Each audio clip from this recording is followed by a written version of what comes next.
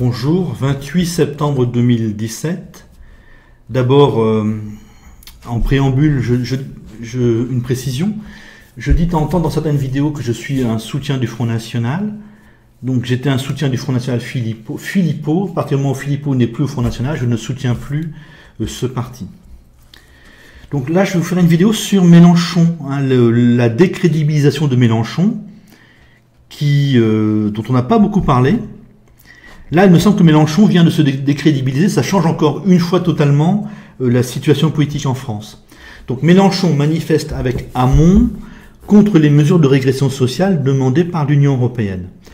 Hamon, c'est un militant PS, ça a été un ministre de Hollande.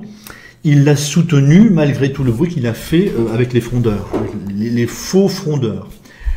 Hamon, c'était le candidat du PS en mai 2017. Voilà, on a Mélenchon qui manifeste côte à côte avec le candidat du Parti Socialiste en mai 2017.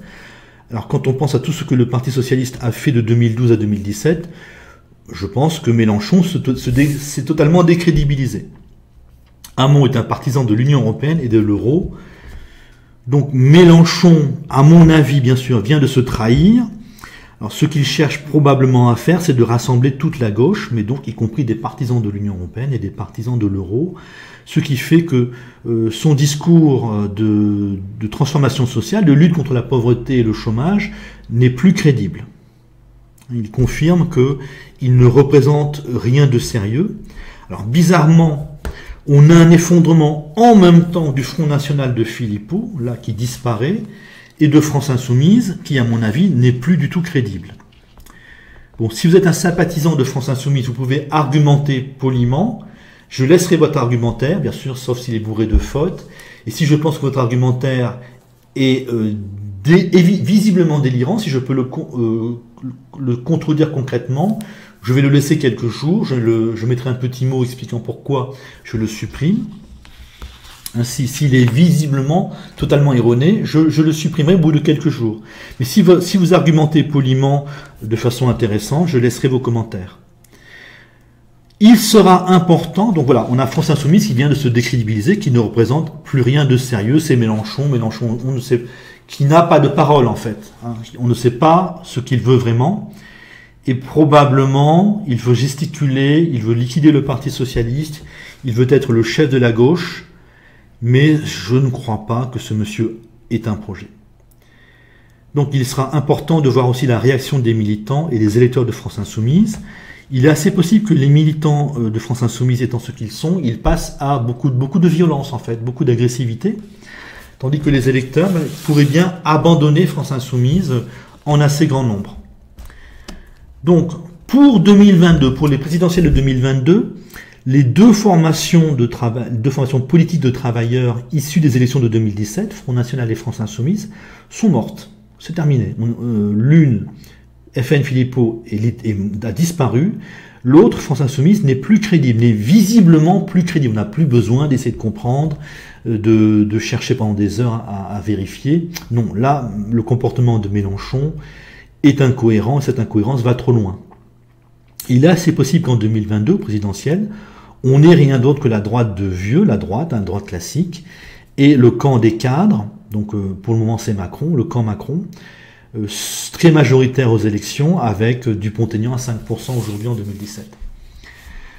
Plus Asselineau, plus peut-être Philippot. Donc sur le plan politique, on a encore une fois un bouleversement. C'est démoralisant, je veux bien comprendre ça, mais l'essentiel, c'est que nous sommes dans une période historique. On vit vraiment un moment de l'histoire de l'humanité, je dis bien de l'histoire de l'humanité, qui devrait mener à un changement complet de société.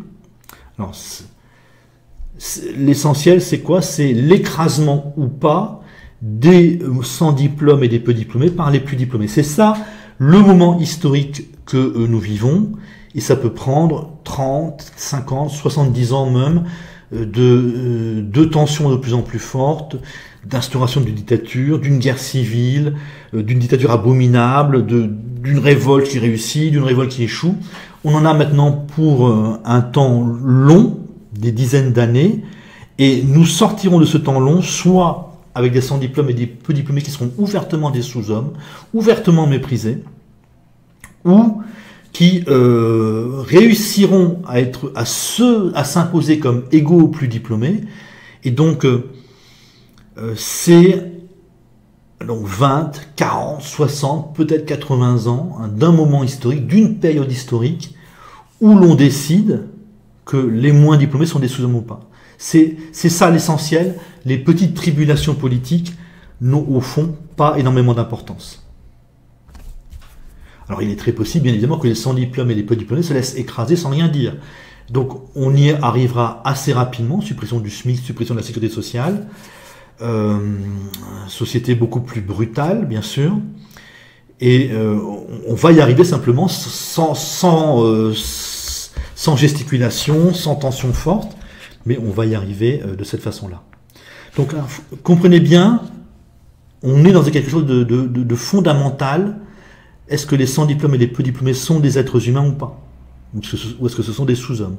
C'est ça l'enjeu des 20, 40, 50, 70 prochaines années. Et ça peut passer vraiment par des guerres civiles. C'est un moment historique. Vous regardez la Révolution française, et ces guerres, Révolution française, c'est simplement l'alphabétisation de beaucoup de jeunes du bassin parisien qui, ne croyant plus en Dieu, se déchaînent. Et on va vers une guerre civile en France et vers 20 ans de guerre au niveau européen. Et la démocratie, la République s'est installée en France, je crois, en 1875, à quelques années près. Donc, entre 1789 et 1875, il a fallu 100 ans pour passer à la démocratie, au suffrage universel, aux deux. Donc là, on est peut-être parti pour 50, 100 ans de bouleversements continuels. À un moment, les moins diplômés vont parvenir à arriver au pouvoir, les plus diplômés vont reprendre le pouvoir d'une façon peut-être illégale, en ayant après un projet beaucoup plus dur. Donc on est parti vraiment pour des tensions terribles, toujours de plus en plus terribles, jusqu'à ce que l'un des deux camps a gagné. Je voulais faire une remarque sur Macron, sur sa puissance. Je ne l'avais pas vu dans mes deux précédentes vidéos sur Macron. Macron ne représente rien si nous sommes en démocratie. Il sera balayé, liquidé, il n'existera plus. Par contre, nous ne sommes plus tout à fait en démocratie. Nous sommes aujourd'hui avec les 20%, en gros, hein, Macron représente les 15-20% les plus diplômés, les plus riches, qui méprisent ouvertement les 30-60% les plus pauvres, qui veulent les précariser, les écraser. Et la force du Macron, c'est ça, qu'il est soutenu par les 10-20% les plus diplômés, qui le soutiendront et le pousseront jusqu'au bout, tant qu'il ne s'en prendra qu'aux 30 ou 60% les plus faibles. C'est ça la force du Macron. Donc s'il précarise simplement les 30% de salariés les plus faibles, aucun problème. S'il précarise les 60% de salariés les plus faibles, il y arrivera avec des tensions, parce que vous aurez 40% qui ne seront pas concernés par les mesures d'appauvrissement ou de régression, mais ces 40% seront aussi renforcés par une grande partie des retraités. Donc si on écrase 60% des salariés les plus faibles, les 40% les plus forts sont déjà les plus forts, et ils sont en plus soutenus par les retraités. Donc Macron peut assez facilement précariser 60% des salariés, donc des sans diplômes et des moins diplômés, et l'avenir est assez terrifiant. Salut.